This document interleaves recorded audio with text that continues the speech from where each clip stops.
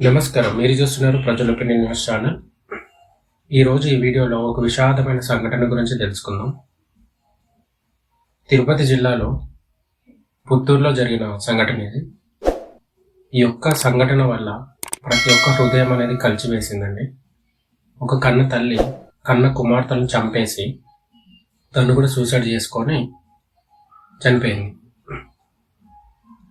ఒక suicide note కూడా రాసింది.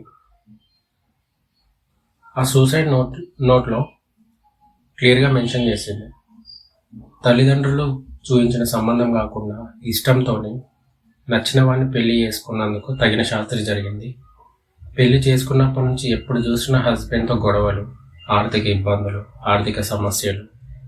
ఒక్కరోజు కూడా నేను సంతోషంగా లేను నాన్న, మళ్ళంటూ జన్మ ఉంటే మీ కడుపులోనే పుడతాను, ఈ జన్మకి ఇంకా సెలవు, పిల్లని కూడా నాతో పాటు తీసుకెళ్తున్నాను, నేను చేసిన తప్పుడు పనికి నా కడుపులో పుట్టిన పాపానికి నా కన్న బిడ్డను కూడా చంపుతున్నాను, మరో జన్మ ఉంటే మీకు కన్న కూతురుగా పుడతాను, ఏ రోజే కానీ నాకు సంతోషం లేదు, మిమ్మల్ని కాదని వచ్చినందుకు తగిన శాస్త్రి జరిగింది అని చెప్పేసి తన సూసైడ్ నోట్లో రాసుకుంది.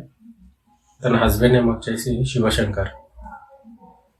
ఎంత బాధాకరమైన విషయం అంటే వింటుంటే మనకి ఎంత బాధ అనిపిస్తుంది. చిన్న పిల్లలు అంటే అభం శుభం తెలియని ఒక పిల్లల్ని చంపి తను ఒక సూసైడ్ చేసుకుందంటే ఆమె ఎంత ఆవేదనకు గురై ఉంటుంది, ఎంత హింసను అనుభవించి ఉంటుంది.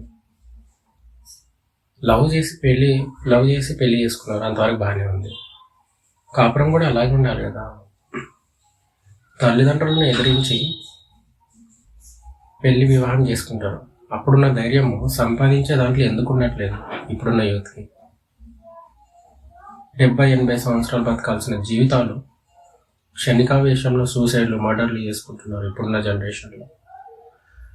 ఈ వార్త మార్నింగ్ సోషల్ మీడియాలో ఎంత వైరల్ అయిందంటే వినేటోళ్ళకి కానీ చూసేటోళ్ళకి కానీ ఎంత బాధాకరమైన విషయం అంటే, మనకంటూ ఫరక్ పడదు, ఇంట్లో మనం డైలీ ఏదో ఒక న్యూస్ వస్తుంది దాన్ని చూసుకుంటూ హ్యాపీగా ఉంటున్నాం. బట్ ఆ సిచ్యువేషన్ మన వరకు వస్తే తెలుస్తుందండి ఆమె మనోవేదన ఎంత అనుభవించి ఉంటుంది అనేది. జీవితానికి ఒక అర్థం లేకుండా పోయింది. చిన్న చిన్న పిల్లల్ని చంపేసి సూసైడ్ చేసుకోవడం అంటే మామూలు మాటలు. మొత్తానికి అయితే పోలీసులు ఇన్వెస్టిగేషన్ చేసి హస్బెండ్ అయితే అరెస్ట్ చేయడం జరిగింది. బట్ అరెస్ట్ చేసినా కూడా ఎన్ని జీవితాలు నాశనం. ఇప్పుడు హస్బెండ్ జీవితం మొత్తం జైల్లో గడిచిపోతుంది. పిల్లం చనిపోయింది, పిల్లల్ని చంపేసింది. అంటే ఒక జీవితానికి ఒక అర్థం అంటూ లేదా? సారీ అండి, అంటే ఇది ఒక చిన్న ఇన్సిడెంట్ అనేది చెప్పాల్సి వస్తుంది. ఇంకెన్ని దారుణాలు చూడాలనేది అర్థం కావట్లేదు. ఇప్పటికైనా మీకంటూ ఒక జీవితం ఉంది. 70-80 సంవత్సరాలు ఎలాంటి టెన్షన్ లేకుండా హ్యాపీగా బతకండి. మీ జీవితం మీ చేతిలోనే ఉంది. మరిన్ని కొత్త వీడియోస్కి, అప్డేట్స్కి అయితే ఛానల్ సబ్స్క్రైబ్ చేసుకోండి.